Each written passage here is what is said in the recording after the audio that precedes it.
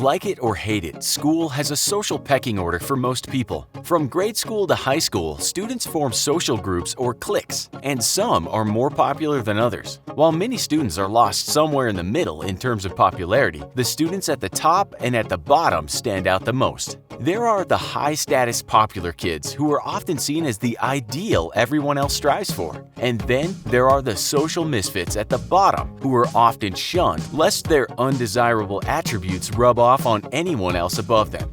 Nerds are usually lumped together with the others in this bottom group. Outside of school, popular kids and nerds have caught the attention of Hollywood, resulting in a steady stream of movies and TV shows about these opposing social groups. While these depictions of popular kids and nerds have entertained us over the years, how accurate are they? And what happens to popular kids and nerds after they get out of school? We'll try to answer these questions in this episode of the Infographics Show: Popular Kids versus Nerds.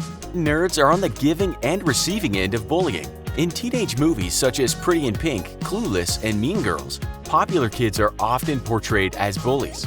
Research indicates that this movie image is fairly accurate. A study conducted by sociologist Bob Ferris and his co-author Diane Femley reveals that popular kids, except those at the absolute top of the social ladder, are most likely to act aggressively towards other kids. This aggression comes out in the form of normative targeting, or bullying kids who break social norms, such as nerds. But it also emerges in another surprising form. Contrary to popular belief, not all popular kids are safe from bullying. Some popular kids will pick on other popular kids whose popularity is growing. These aggressive kids engage in what Ferris and his colleagues call instrumental targeting, or the use of bullying as an instrument or tool to gain social status. In other words, they're acting out the age-old story of building themselves up by tearing others down. Another surprising finding is the study of the reaction of popular kids who were bullied by one of their peers. According to Ferris and Felmey's study, any given bullying incident hurts more emotionally for a popular kid than an unpopular one. These popular kids feel more anxiety than unpopular kids because they think that they have more to lose. It unnerves them that a social competitor could undo all of the hard work they put in to increase their social status. The only kids who seem to be safe from bullying are those at the absolute top of the social hierarchy, because Ferris states no one is trying to topple them from their perches. The popular mass media image of nerds as victims of bullying is also fairly realistic. We could not find studies that focus specifically on nerd-only bullying, but we did notice that some characteristics of nerds put them at greater risk for being bullied, according to stopbullying.gov. The Merriam-Webster dictionary defines a nerd as an unstylish, unattractive, or socially inept person, especially one slavishly devoted to intellectual or academic pursuits. These characteristics could easily lead to a nerd being perceived as different from their peers and being less popular than others, which are two of the risk factors for bullying listed on stopbullying.gov. However, some nerds may also meet a third risk factor on stopbullying.gov's list: do not get along well with others, seen as annoying or provoking, or antagonize others for attention. There are anecdotal reports of encounters with angry nerds and jerk nerds, as a few Reddit users call them. Unlike the likable but helpless nerds frequently seen on television and in the movies, these nerds annoy people with their condescending behavior and intellectual superiority. And then there are nerds who reverse roles and become bullies themselves. A computer expert named Rob Colley wrote a blog post criticizing nerd bullies. He calls them traitors because they try to compensate for their historically instilled feelings of inferiority by passing the pain and abuse they suffered onto other nerds. Nerd bullies suffered at the hands of the mob, and now they lead mobs of other former sufferers against victims of their own communities. However, he describes seeing nerd bullies at work in the online gaming and tech communities. We could not find any studies showing that nerd bullies are a problem within schools as well.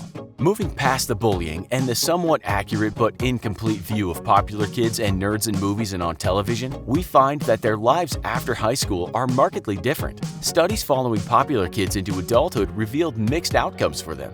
2013 Leadernomics.com article cites the Wisconsin longitudinal study, which tracked the social characteristics and career achievements of students who graduated from a Wisconsin high school in 1957. This study showed that popular students earned a higher income in the long run compared to those who were less popular. However, a follow-up study by Yale professor Jason Fletcher called into question the findings of the original Wisconsin study. It included additional data from siblings attending the same school that showed the impact of popularity on future pay simply vanished.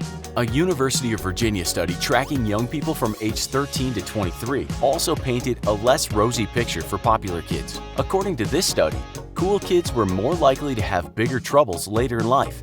These problems included drug and alcohol use, as well as criminal activity. The study found that as young adults, they were using 40% more drugs and alcohol than the not-so-cool kids, and were 22% more likely to be running into trouble with the law. These things done to impress others hurt the popular kids in the long run. One of the researchers of the study, Joseph Allen, says that teens trying so hard to be cool in the early adolescence find the rewards of popularity in the short term, but their approach ultimately leads to a dead end. The end result is what Allen calls the high school reunion effect.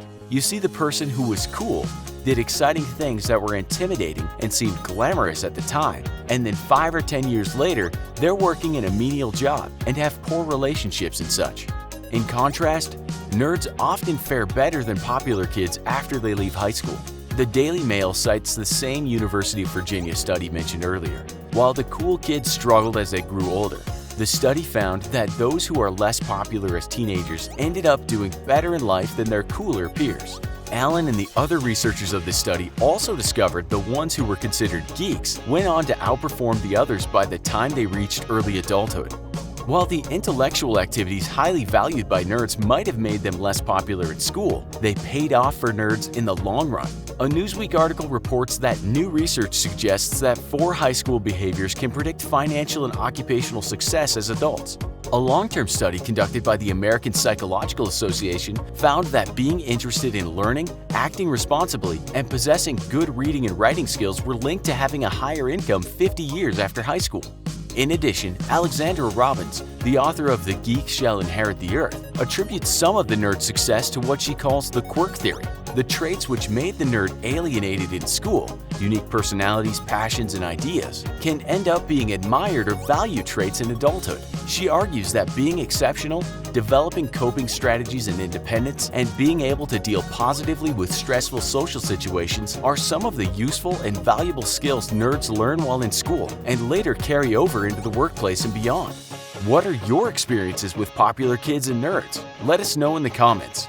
Also, be sure to check out our other video called What Makes Popular Kids Popular.